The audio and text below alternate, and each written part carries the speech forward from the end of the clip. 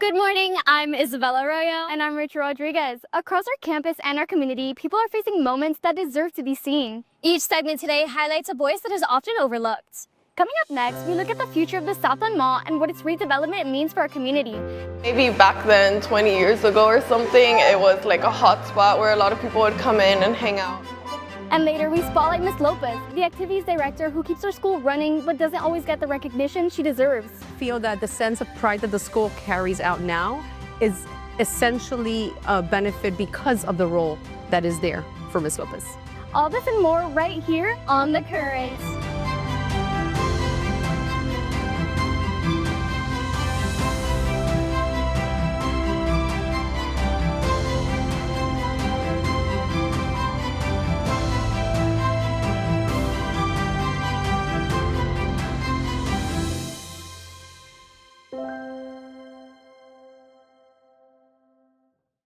We start with the story shaping the future of our town. The Southland Mall redevelopment has sparked hope for some and concern for others. Students, business owners, and longtime residents all see the project differently. Maria Asperua spoke with the town officials and community members to hear those perspectives. Southland Mall has been a local landmark for decades, but major changes are underway. Developers promise new housing and businesses, while some residents are worried about the impact.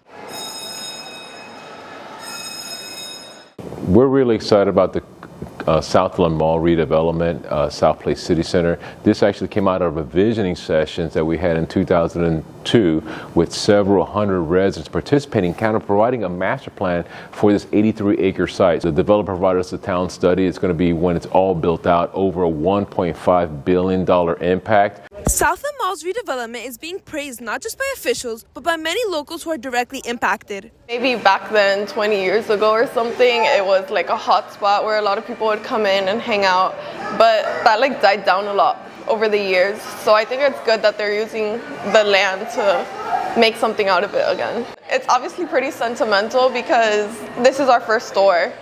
So this is our first real location that we opened up in. I think it's going to be an overall very positive thing for us. But despite the promise of progress, the project raises concerns for many low-income residents.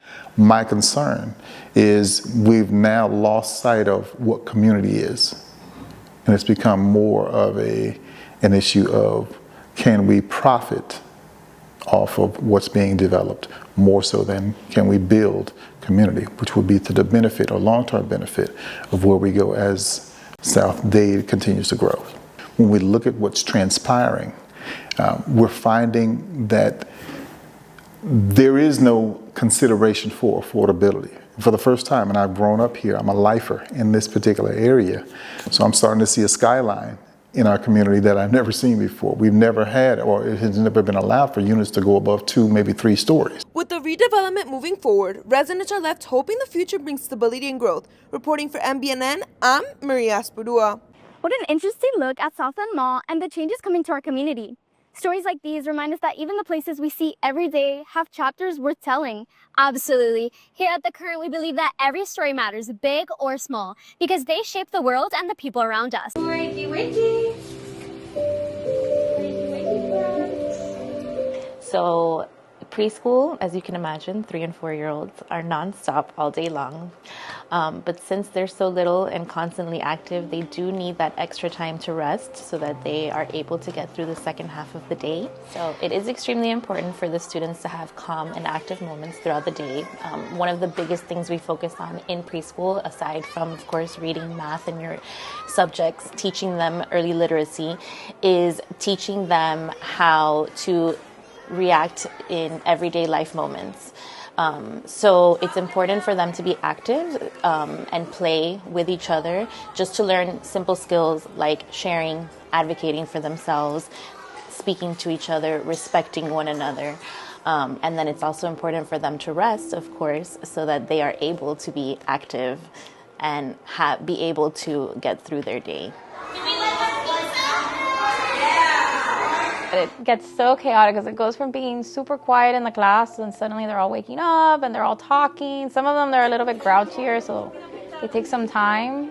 And but then my hyper ones, they get up and then they're like, oh, I think it's necessary to go from that calm to that active environment because they're so little and they need that rest to kind of just reset from all the work that we do throughout the day and all the morning activities. Having structure in the classroom, already knowing what's going to happen after as soon as they wake up, because if not, they don't know what's going to happen next and they can be rowdy. So knowing that right after nap time, they put their pillows away, they're going to stand up and do something that requires them to be active, keeps it a little bit more controlled. Once you have a set plan as to how you can still have them active, but doing something that's fitting for the time frame on the schedule, then you can still have the kids being active and showing their personality, but it's still structured.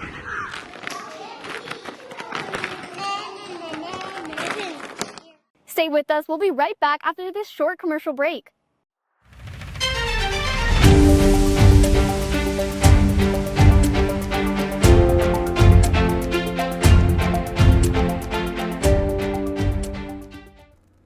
Some days it feels like everything hits at once. When stress piles up, energy runs out. Introducing Ignite X, the boost that flips stress into power.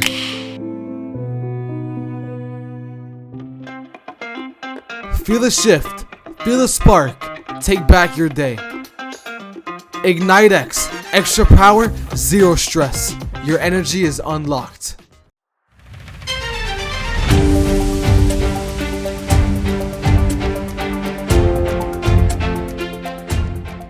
Our final feature spotlights someone working behind the scenes every day. Ms. Lopez, our activities director, plans events and supports student groups. She handles countless details most of us never see. Ricardo Costa shows how work often goes unrecognized even though it shapes our school.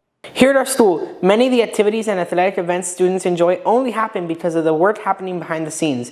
Ms. Lopez, our activities director, is the one making sure everything runs smoothly. From scheduling to supporting for teams and student programs, today we're shining a spotlight on the powerhouse behind the scenes, the person who keeps the whole operation running like clockwork. A typical day when I'm planning or running a school event looks like organized chaos. We are a team, yet behind the scenes, it is a lot of paperwork, a lot of organization, a lot of meetings to make sure that everything is ran as smooth as possible and as safe as possible for all our students.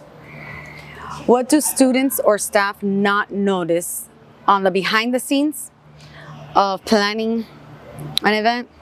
The stress, the time that's put in, the details that are made, the small actions that are done to make sure that you guys do enjoy those events. The activities director has been working hard to create opportunities for every student.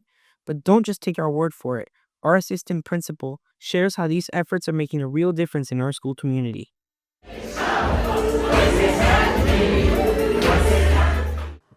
I believe that the activities director role is quite important as it provides the helping hands that we need to be able to carry out the duties that sometimes as administrators we're not able to do, and she assists the entire school as a whole to benefit the children overall.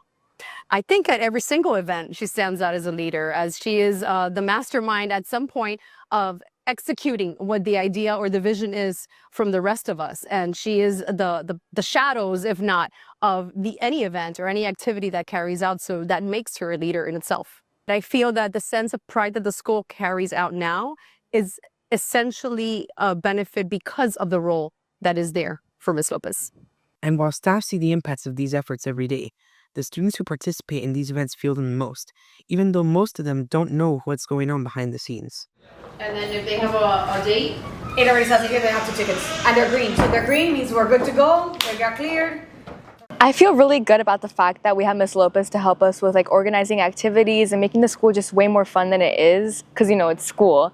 But it makes me feel really good about the fact that the school's been being taken care of, because we have someone who's always there to like make amazing activities for all the kids to have. It's like really exciting to know that we'll always have activities or like clubs or anything to do after school that's like really fun. And I'm just really glad to have that for the school. Thanks to the dedication of our activities director, along with the support of staff and students, our campus continues to offer events that bring everyone together.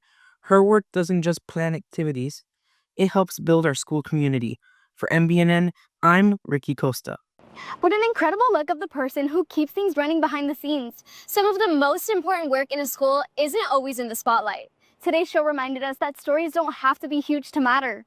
A community project, a preschool classroom, or a staff member's impact all tell us something.